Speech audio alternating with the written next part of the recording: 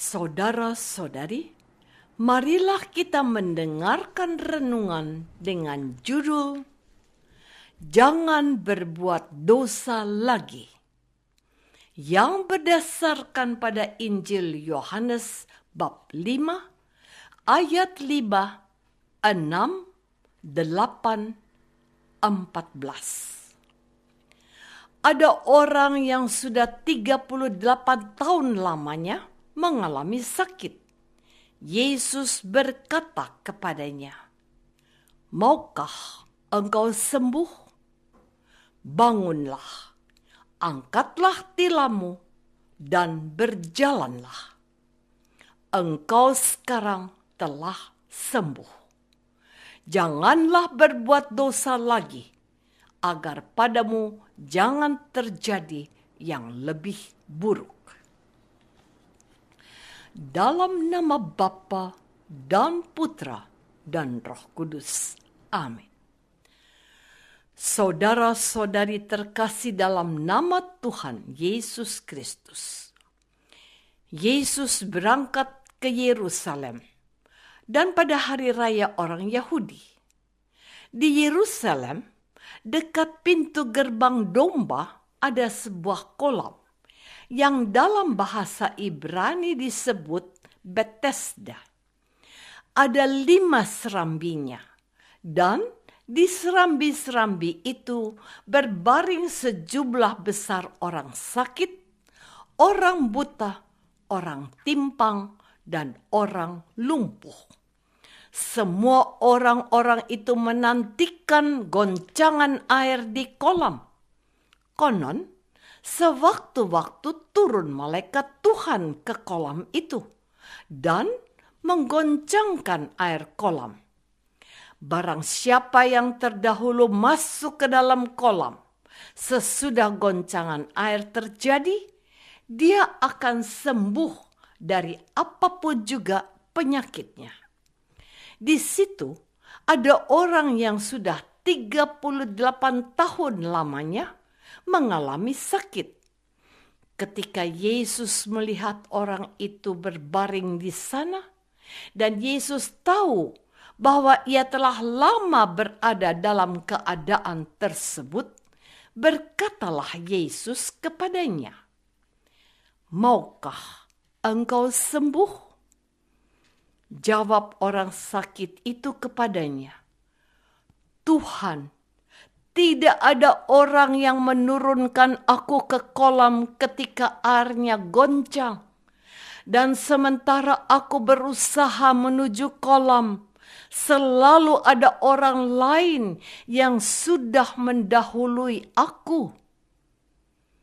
Kata Yesus kepadanya, "Bangunlah, angkatlah tilammu, dan berjalanlah."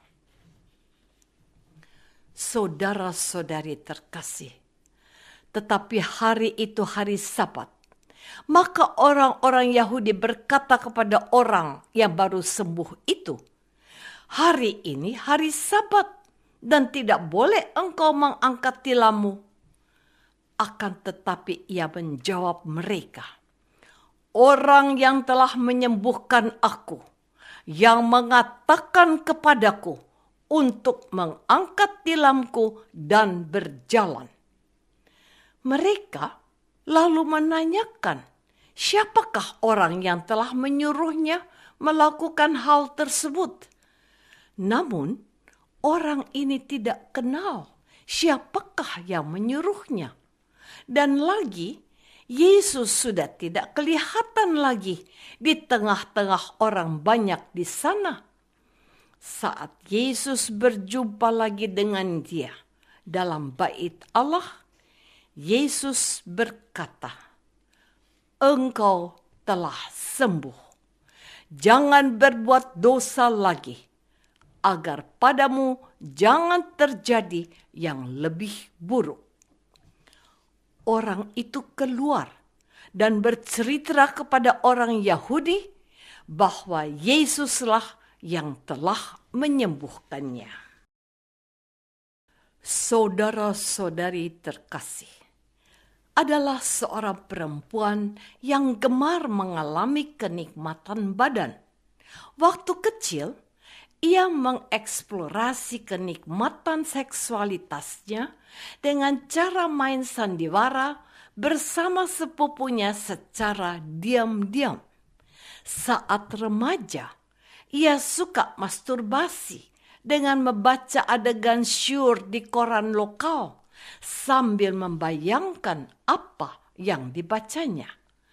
Ketika dewasa, ia melakukan hubungan seksual pria nikah dengan kekasihnya selama bertahun-tahun meski ia merasa berdosa. Hingga suatu ketika saat ia sudah berumah tangga, ia berhadapan dengan kesempatan untuk berselingkuh dengan mantan kekasihnya. Doa dan dialog ia daraskan kepada Allah. Secara jujur, ia memaparkan hasratnya sekaligus pengetahuannya akan kebenaran. Ia memohon bimbingan Allah untuk menyelesaikan konflik batinnya. Setelah melalui pergulatan batin yang intens, suara hatinya memutuskan untuk jujur mengakui dan menerima kenyataan dirinya apa adanya, dan bersedia melakukan dosa secara sadar.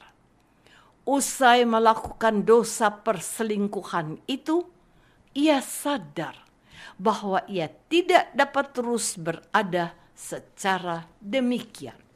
Saudara-saudari terkasih, setiap kita memiliki hasrat dominan, entah itu hasrat untuk menikmati dan memiliki, untuk dipatuhi, maupun untuk menjadi benar. Perempuan dalam cerita tadi melekat pada hasrat akan kenikmatan badan. Sementara orang yang sudah 38 tahun sakit dalam firman hari ini melekat pada dorongan untuk ikut arus dan perkataan orang lain yang ada di sekitarnya. Hasrat kelekatan ini mendorong kita untuk bertindak secara sama dari waktu ke waktu, sehingga kita sulit berhenti dan mengubah kebiasaan tertentu. Akibatnya, kita merasa bersalah dan mengalami jatuh bangun dalam waktu lama untuk dapat bertobat, tanpa sungguh-sungguh mampu berhenti melakukan dosa. Tanpa sadar, penolakan kita terhadap keadaan diri yang berdosa ini malahan memperkuat kelekatan kita pada dosa tersebut. Ibarat pegas, semakin ditekan malah semakin kuat dayanya. Seringkali orang merasa tidak tahan berada dalam perasaan bersalah terus-menerus, sehingga kemudian menghentikan usaha pertobatan dan berbalik orientasi hidup dengan terus menjadi pendosa saja. Namun, ada juga yang menerima rahmat tobat Allah dan sungguhan sembuh. Maukah saya disembuhkan Allah dan tidak coba-coba melakukan dosa lagi? Marilah kita berdoa. Tuhan Yesus, terima kasih atas firman-Mu pada hari ini. Engkau menaruh belas kasihan pada kami yang terikat belenggu dosa. Berkat rahmat-Mu kami sadar dan terbuka menerima keadaan diri kami yang berdosa secara apa adanya. Rahmat pengampunan-Mu mendorong kami untuk sungguh-sungguh bertobat. Ingatkan kami agar mampu menjaga hati dan pikiran serta tidak sengaja berbuat dosa lagi. Amin.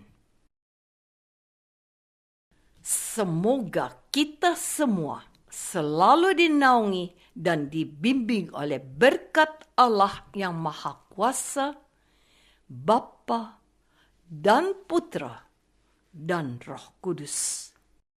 Amin.